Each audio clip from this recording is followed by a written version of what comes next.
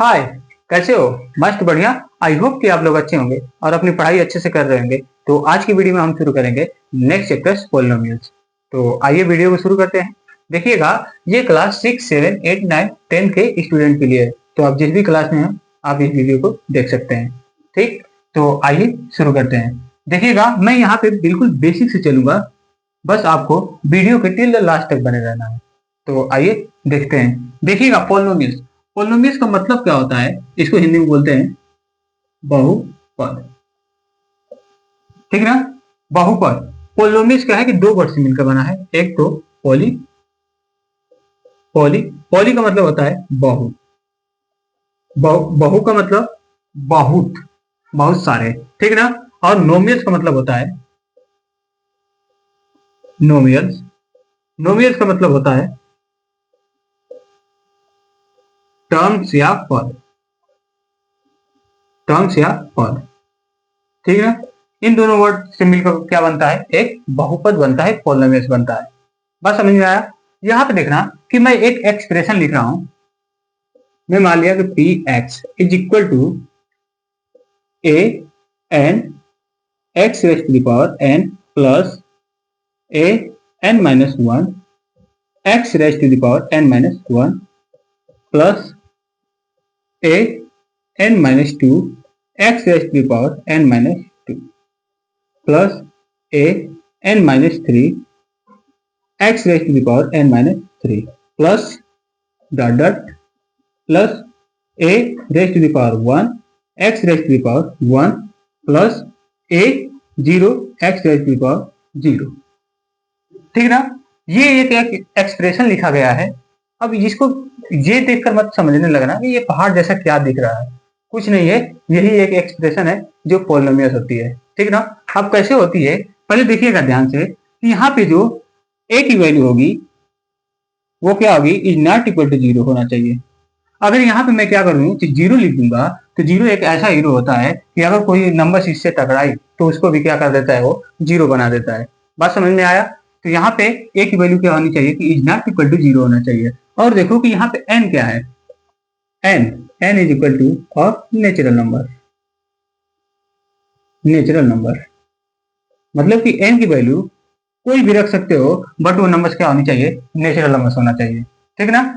अब देखना ध्यान से कि यहाँ पे a n a N minus one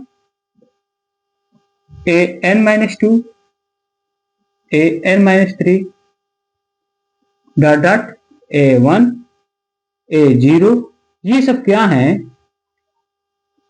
coefficient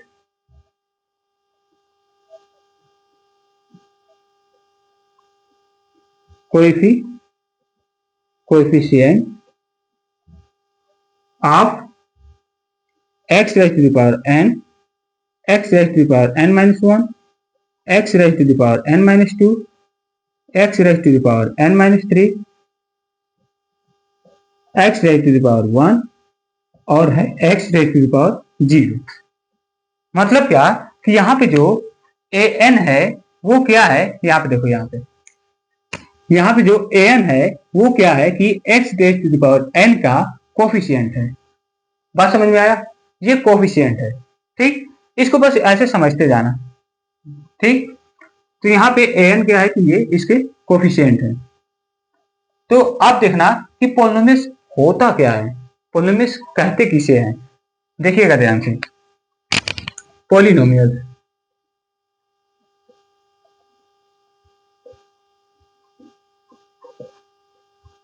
polynomials polynomials power of X is a whole number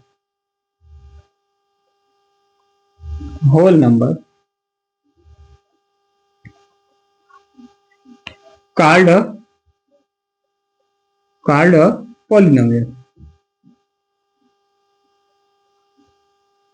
polynomial in one variable. in one variable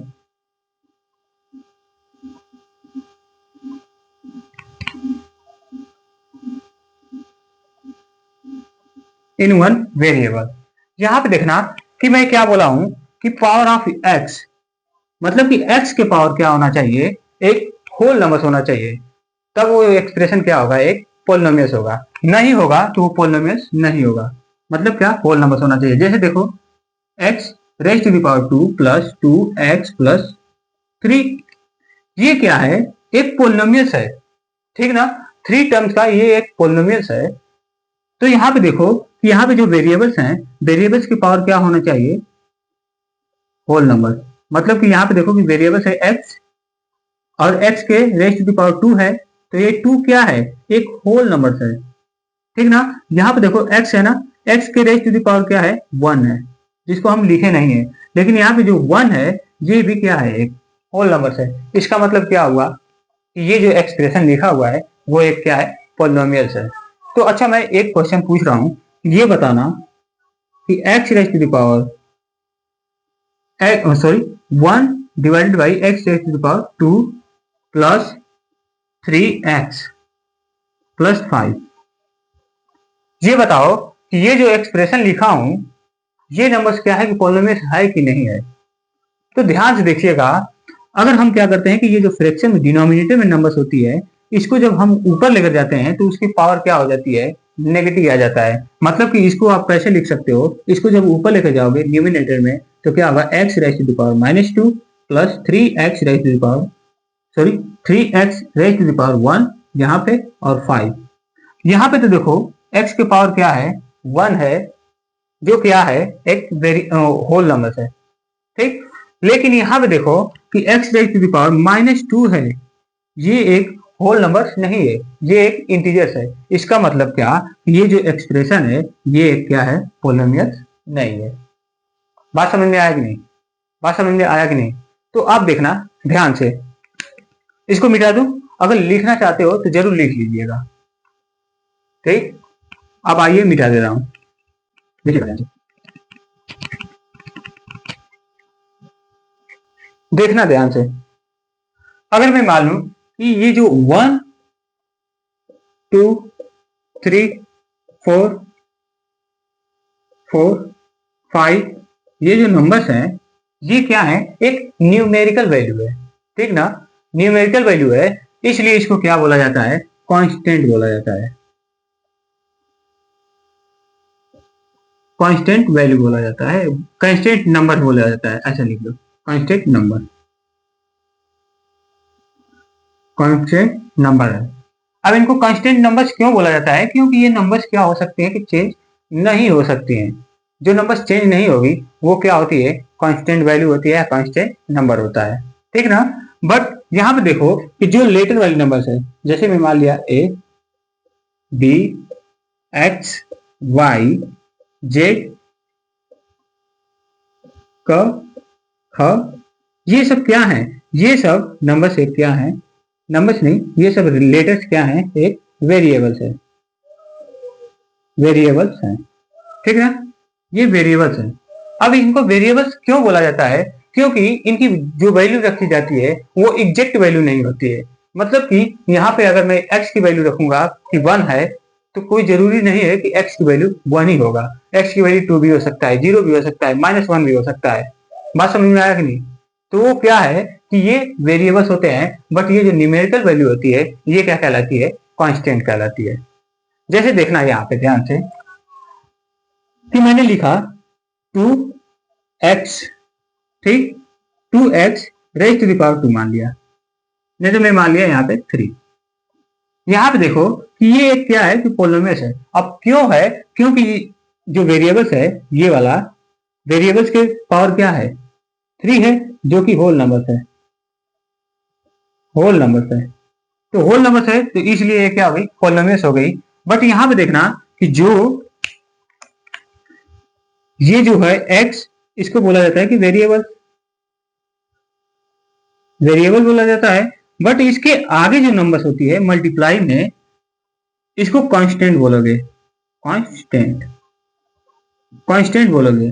but एक और नाम है इसका कि ये क्या है, कि x के साथ मल्टीप्लाई में है, वेरिएबल के साथ मल्टीप्लाई में ये नंबर्स है, तो इसको क्या बोला जाता है कि 2 2 is the coefficient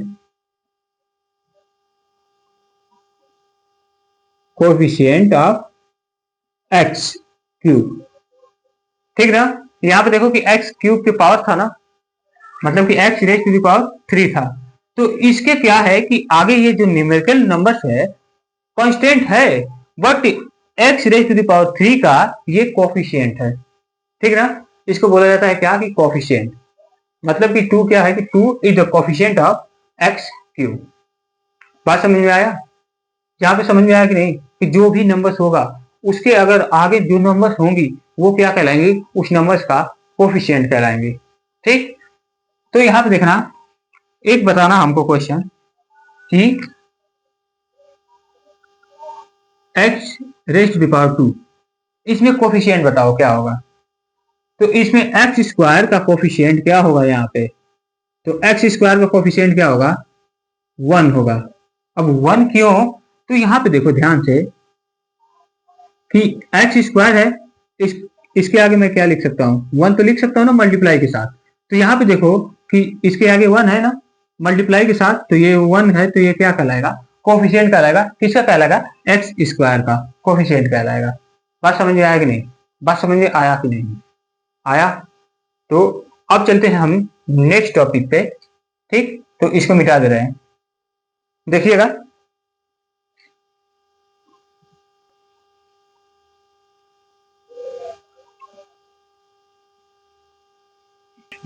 अब देखिएगा अलजेब्रिक एक्सप्रेशन। अलजेब्रिक एक्सप्रेशन क्या होता है, अलजेब्रिक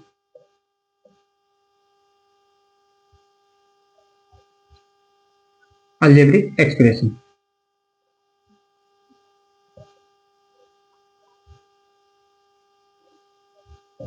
अलजेब्रिक एक्सप्रेशन देखिएगा ध्यान से, N algebraic expression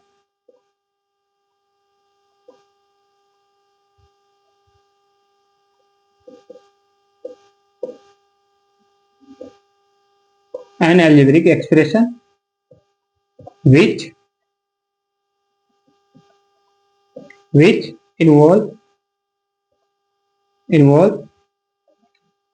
both constant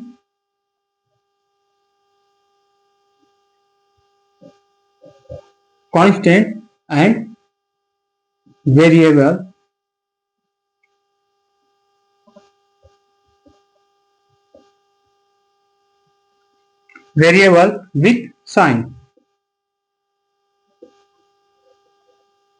with sign।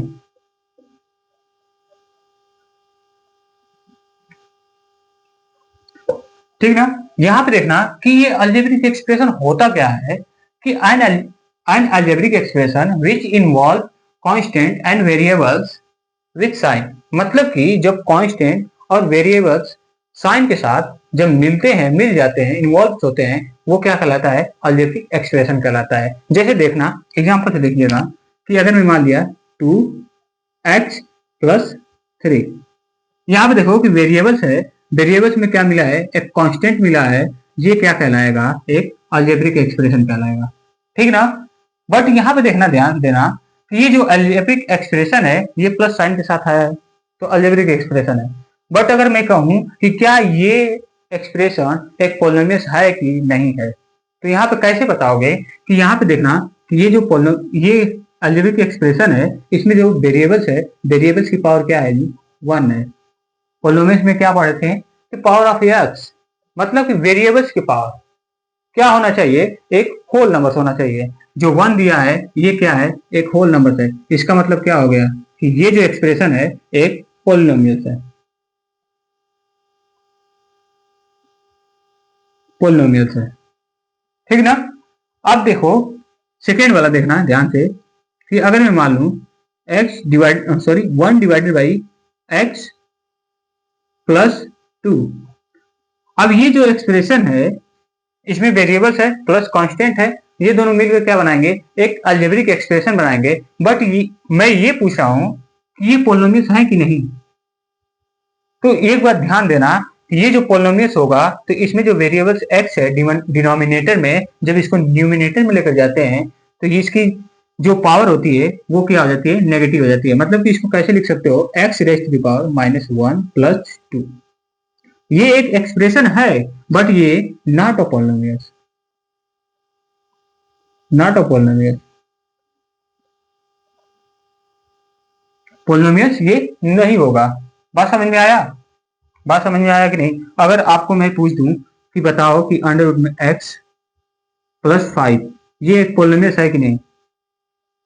कितने लोग कहेंगे कि ये तो अंडर रूट में है तो ये तो पोलिनोमियस होगी कि नहीं? ये हो जाएगा। तो x raise to the power क्या लिख सकते हो, जो अंडर रूट होता है ये क्या हो जाएगा, ये क्या हो जाएगा, ये उसके पावर एक फ्रैक्शनल नंबर हो जाएगी। मतलब कि x raise to the power 1/2 + 5। अब यहाँ पे कहेंगे कितने लोग कि यहाँ पे तो वेरिएबल्स के पावर -1 आया था जो कि इंटीजर था, होल नंबर्स नहीं था, तो वो तो क्या हो गया कि एक पोलिनोमियस नहीं हुआ। लेकिन यहाँ पे देखो कि इसके पावर क्या है कि एक फ्रैक्शन वाले नंबर है, पोलिनोमियस हो जाएगा। यहाँ पे तो माइनस नंबर्स आ ही रही नहीं है। तो यहाँ पे देखो ध्यान से कि जब मैं 2 से, यहाँ पे 1/2 है ना, तो जब मैं 2 से इसमें डिवाइड करूंगा 1 में तो 0.5 आएगा, ठीक ना? ये बताओ कि 0.5 यहाँ पे मैं लिखूंगा, मतलब कि x के पावर 0.5 लिखूंगा +5 लिखूंगा। ये बताओ कि 0.5 एक होल नंबर है कि नहीं? होल नंबर है? नहीं है। जब ये होल नंबर है ही नहीं तो ये नंबर क्या होगी, पोलिनोमियस होगा? नहीं होगा। तो नॉट अ पोलिनोमियस,